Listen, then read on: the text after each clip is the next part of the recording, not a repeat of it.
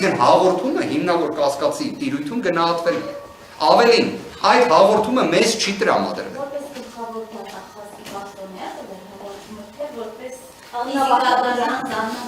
Դա է շատ հետաքրքիր հարցադրում եք տալիս, իրականում այդ հարցադրման հասցեատերը պետք է լիներ դատարանը, քանի որ դատարանը գտել է, որ հիմնավոր կասկածը հիմնավորվում է նաև գլխավոր դատախազի կողմից ներկայացված հաղորդմամբ, բայց այստեղ խնդրում եմ ուշադրություն, այդ հաղորդման պատճենը առկա չէ մեզ տրամադրված նյութերում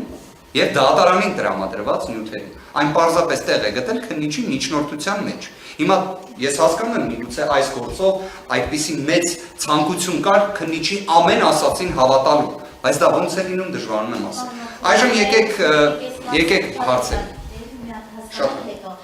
Սովորաբար, երբ որ մամուլի որևէ հրապարակում է գնում, դատախազությունը ուսումնասիրում, ամեն դեպքում չգիտեմ ինչքանով մենք դեռ ընթացակարգ, իրենք ուսումնասիրում են նյութերը, այնուհետև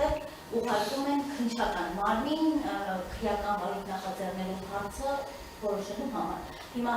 այս տրամաբանության մեջ է այլ այդ գործընթացը, թե գլխավոր դատախազն է հստակեցնում։ Գլխավոր դատախազը ներկայացրել է հաղորդում, գլխավոր դատախազը ոչ թե ներկայացրել է, այսպես ասած, պարզապես պատճենը ուղարկել է քննչական կոմիտեին, էլի եթե գլխավոր դատախազը դա ուղարկեր, կարծում եմ կրկին արտարոց կլիներ։ Պատկերացնում եք, գլխավոր դատախազն է կոնկրետ գործով ներկայացնում հաղորդում։ Այո, ճիշտ եք, մամուլի ուսումնասիրման հիման վրա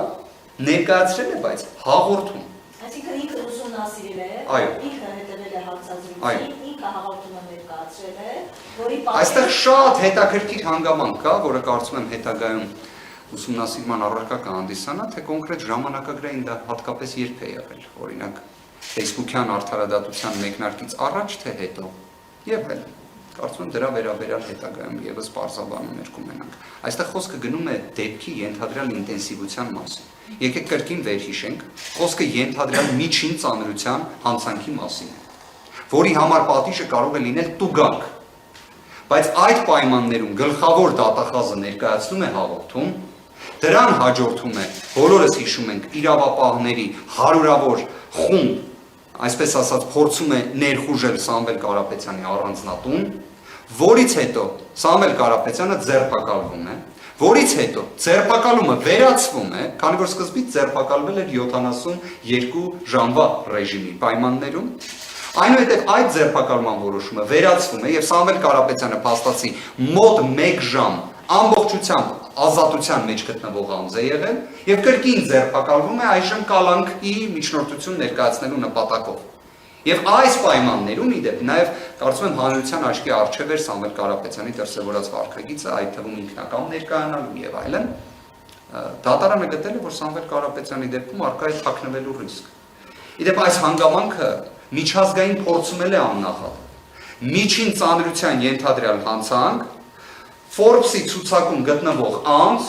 Հայաստանի Հանրապետությունում հարգանք վայելող, բացառապես դրական բնութագրվող, կարծում եմ առնվազն այն բարեգործական ծրագրերը, որը իրականացրել է, դա մեղմ ասած իրավական իմաստով մեղմացնող հանգամանք է։ Իդեպ խոսում ենք $5 միլիարդ ավելի բարեգործական ծրագրերի մասին իրենց համակցության մեջ։ Հիմա այդ պայմաններում դատարանը գտնում է, որ Սամվել Կարապետյանը կարող է թաքնվել քննությունից։ Մյուսը, որ գտնում է իդեպ դատարանը, կներեք ձեր հարցադրումը կտա։ Մյուսը իդեպ դատարանը գտնում է, որ Սամվել Կարապետյանը կարող է խոչընդոտել քննությանը։